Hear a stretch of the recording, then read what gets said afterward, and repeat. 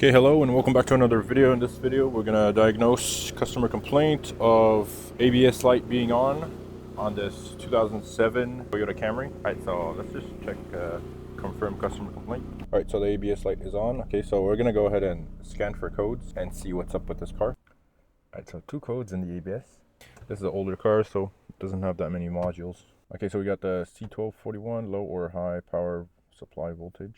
And we have a C1333 open circuit in left rear speed sensor circuit.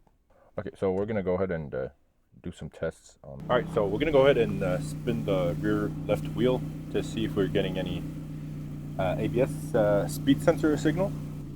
Okay, so we got the data PIDs ready. So rear left and rear right. So we're gonna spin this one.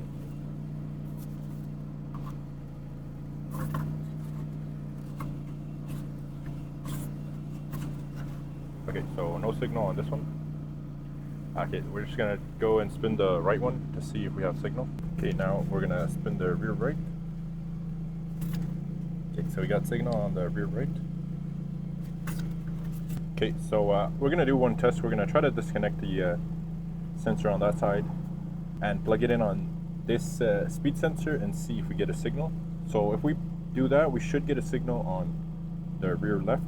So I looked online for the Camry, and so the sensor and the ring is one unit, and the connector plugs into it right away.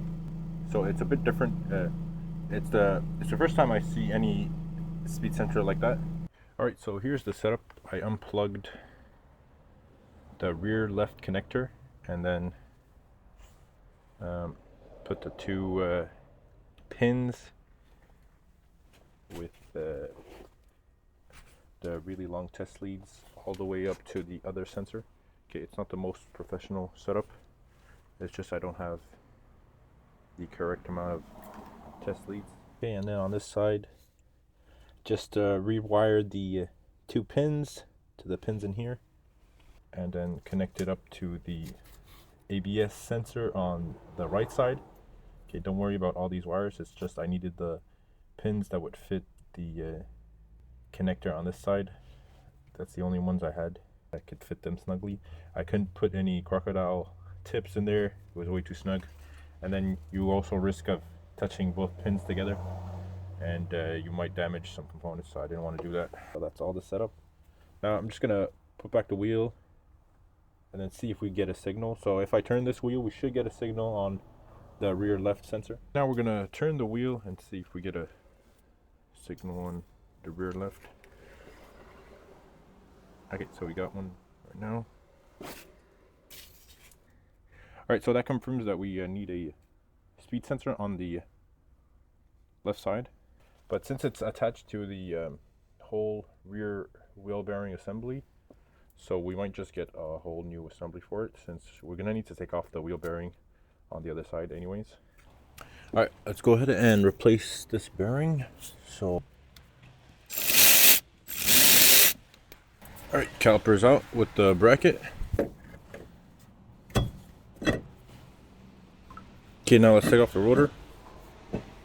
Okay, so to get to the bolts on the bearing, we have to actually access it through this hole here.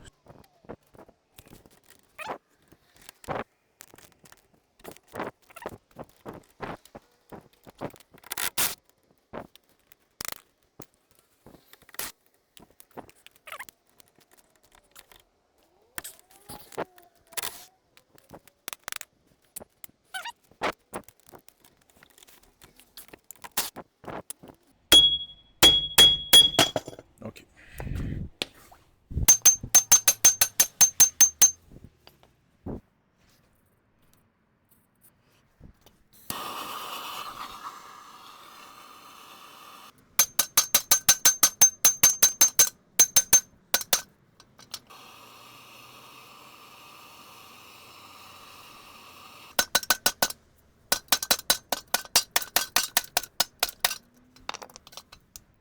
Many hours later.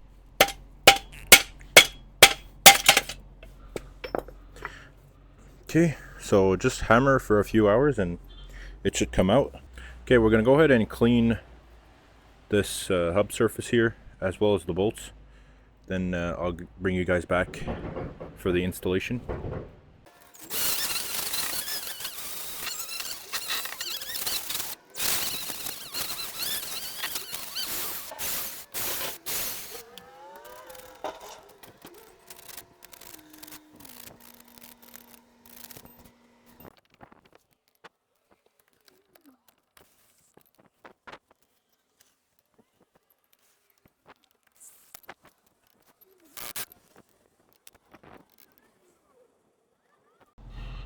Okay, now we can plug the connector back in.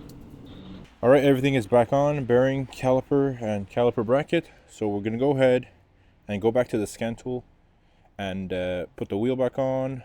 Go back to the scan tool, spin the wheel and see if we get a signal now from the rear left wheel. Okay, we're going to spin it.